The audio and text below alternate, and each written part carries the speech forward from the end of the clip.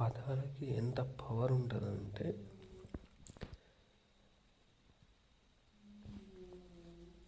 Suppose example, ఒక పదాన్ని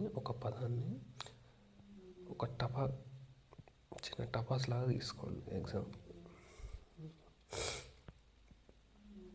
దాన్ని తీసుకెళ్ళి ఒక ఇసుకలో పెట్టండి,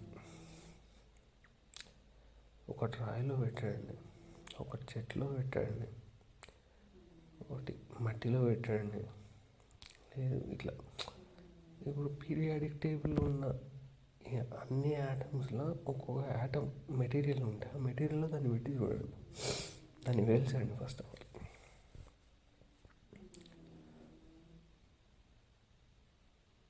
అది పేలిస్తే, సపోజ్ ఎగ్జాంపుల్,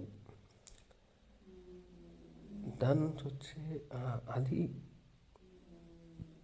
రియాక్ట్ అయ్యే విధానం ఉంటుంది సార్. అది ఒక్కొక్క దానికి ఒక్కొక్క రకంగా ఉంటుంది. ఎందుకు పీరియాడిక్ టేబుల్ అని అంటే, యూనివర్స్ అంటే దాని మీద డిపెండ్ ఉంది కదా. 118 అంటున్నారు, సరే 94 అంటున్నారు, ఏదో ఒకటి 100 వేసుకోండి అడిట్గా. 118 118 ఒక యాటమ్స్ తోటి ఇంత పెద్ద యూనివర్స్ అనేది క్రియేట్ అయితే 800 కోట్ల మంది జనాలు ఉన్నారు. ఒక్కొక్కరి యొక్క మైండ్ అనేది ఒక్కొక్క యాటమ్ తోటి సమానం. అది ఇప్పుడు 118 మూలకాలు ఏవైతే ఉంటాయో అవి, వాటిలో ఒక్కొక్కటి మెటీరియల్ అనేది కొంచెం ఎక్కువ పర్సంటేజ్, కొంచెం తక్కువ పర్సంటేజ్, ఈ లెక్కలనే కదా మిగిలిందంతా యూనివర్స్ అంతా ఏర్పడింది. ఒక రెండు కలిసినాయంటే ఒకటి ఎక్కువ కలిసి ఉంటుంది, ఒకటి తక్కువ కలిసి ఉంటుంది. దాంతో ఒకటి యాటమ్ ఒక ఆబ్జెక్ట్ అనేది తయారవుతూ ఉంటుంది. అట్లా 800 కోట్ల యాటమ్స్ అనేవి ఇప్పుడు నీ దగ్గర ఉంటే 800 ఫ్యాక్టోరియల్ అవుతుంది. అది అంటే ఎన్ని కోట్ల కోట్ల కోట్ల ఆలోచనలు పుట్టాలి రోజుకి. కానీ పొద్దున్న లేచి మనం ఏం మాట్లాడుతున్నాం తిప్పి కొడితే, నాకు తెలిసి రాష్ట్రం అంతా తీసుకుంటే మహా అయితే టాప్ 10 టాపిక్స్ అంటే ఏదో 10 టాపిక్ల గురించి ఆ రోజు గడిచిపోతుంది అంతే. ఎందుకట్లా? ఇండివిజువల్ అనేది ఎప్పుడు కానీ ఇండివిజువల్, ఎవరి ఇంట్రెస్ట్ వాళ్ళకు ఉంటుంది. ఓకే, కామన్ టాపిక్ అనేది ఒకటి ఉండొచ్చు, ఓకే రైట్. నీ ఇంట్రెస్ట్ అనేది ఒకటి సపరేట్ ఉంది. నీ లైఫ్ నీకు ఒక ఇంట్రెస్ట్ని క్రియేట్ చేసింది.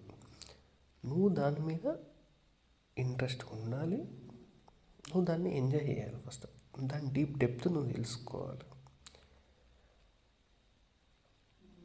ప్రపంచంలో ఉన్న 700 ఇంకా మిగిలిన ఇప్పుడు 800 కోట్ల కలిసి నేను ఒక్కడిని తీసేసి మిగిలిన వాళ్ళందరూ నీ సబ్జెక్టుకి ఎట్లా ఉపయోగపడతారని నువ్వు ఆలోచించాలి. కానీ వాళ్ళకు నువ్వు సబ్జెక్ట్ ఎట్లయితావని కాదు.